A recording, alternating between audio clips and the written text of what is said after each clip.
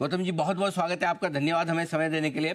साल 2025 के आउटलुक पर हम आपसे मुलाकात कर रहे हैं। एक बार जानना चाहते हैं सर कि मार्केट का मूड माहौल थोड़ा सबड्यूड है, थोड़ा ठंडा है, लेकिन क्या 2025 का साल चुनौतियां ज़्यादा होंगी या कमाई के मौके ज़्यादा? गुड मॉर्निंग अनिल जी, आपके और आपके सभी दर्शकों को आने वाले नववर्ष की शुभकामनाएं। देखिए 2024-2023 मार्केट के लिए काफी फायदेमंद रहा है। अगर आप देखें आज भी करेक्शन के बावजूद निफ्टी पिछले 12 महीनों में 12% रिटर्न दे चुका है। Mid cap small cap indices 25 और 27% ऊपर है।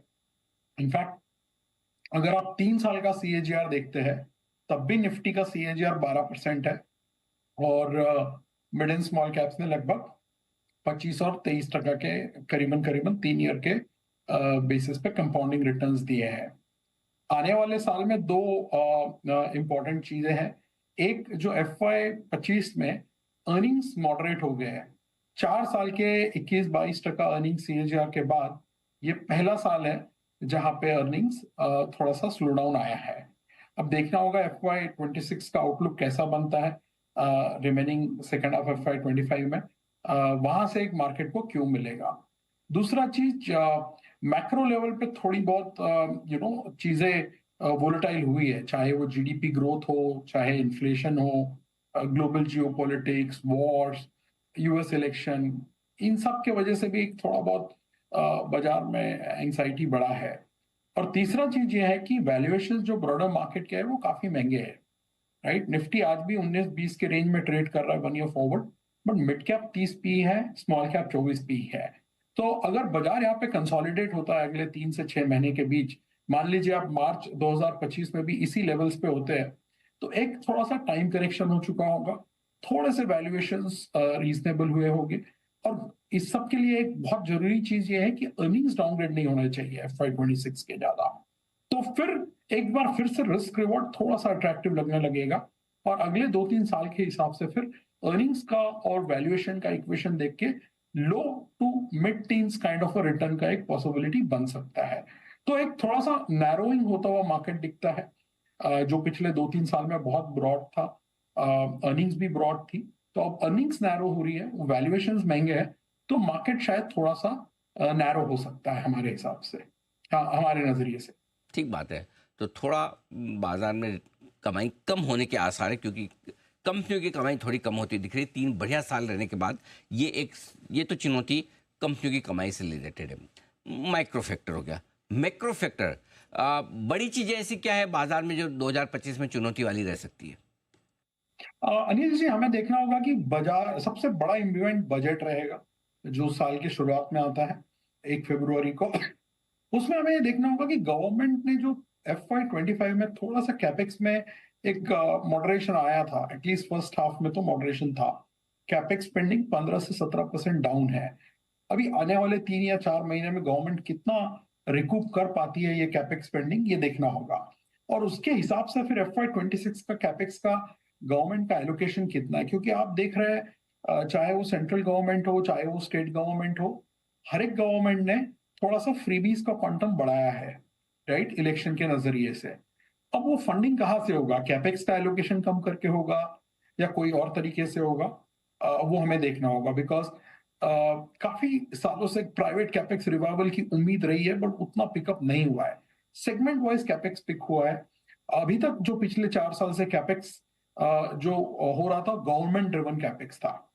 अगर गवर्नमेंट कैपेक्स भी थोड़ा मॉडरेट होता है, इस साल का अनुमान जो बजट में एलोकेशन था 11,11,000 करोड़ का था, अब वो पूरा मीट करना मुझे डिफिकल्ट लगता है, क्योंकि फर्स्ट हाफ में ही हम 17% डाउन है।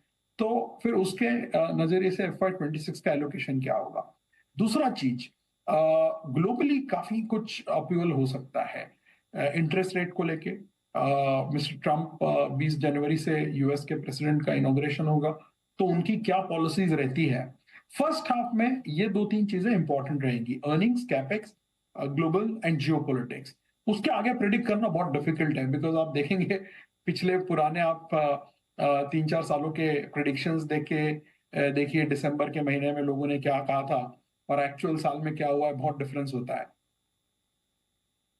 ठीक बात है, ये बात आपकी एकदम सही है। ये कुछ मैक्रो फैक्टर्स है। अच्छा, अब बताएं, जब इन चुनौतियों के बीच में अगर तेजी होगी तो क्यों, क्या ऐसे कारण हो सकते हैं जिसकी वजह से बाजार बढ़े? अनिल जी, मुझे लगता है दो रीजन हो सकते हैं। एक जो फंडामेंटल नहीं है, जो इस साल भी वैलिड था। आपने देखा होगा कैलेंडर ईयर 2024 में अब तक domestic investors, institutional investors, DII जिसे हम कहते हैं, $60 बिलियन से ज्यादा बाइंग कर चुके हैं। राइट, फॉरेनर्स का फ्लैटिश है, 1 या 2 बिलियन के बीच में नंबर वो है।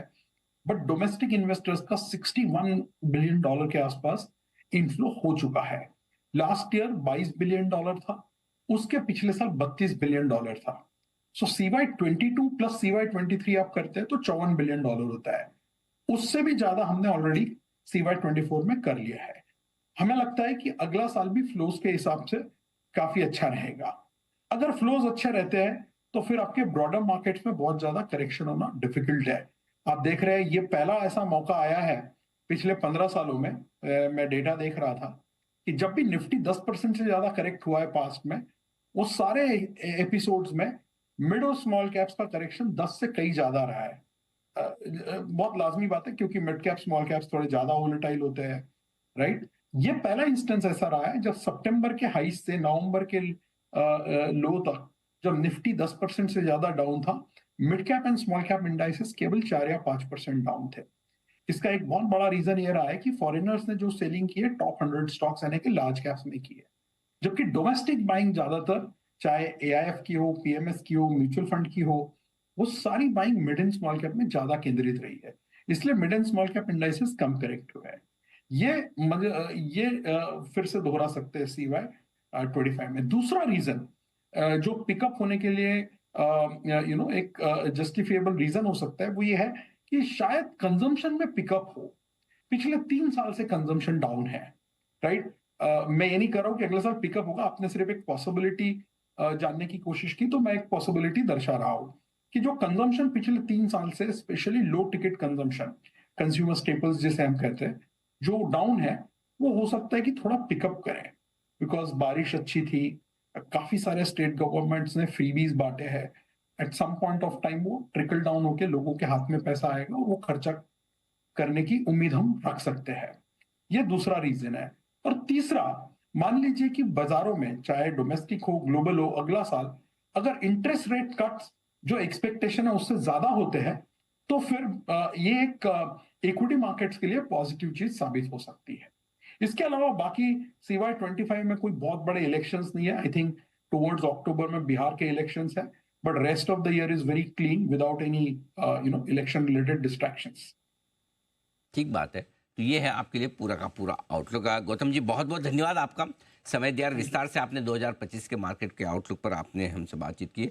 जल्दी आपसे फिर मुलाकात करेंगे और हम तब आपसे जानेंगे कि 2025 में निवेश के कहाँ मौके बन सकते हैं, वो भी समझेंगे। आज के लिए बहुत बहुत शुक्रिया। आइए बढ़ते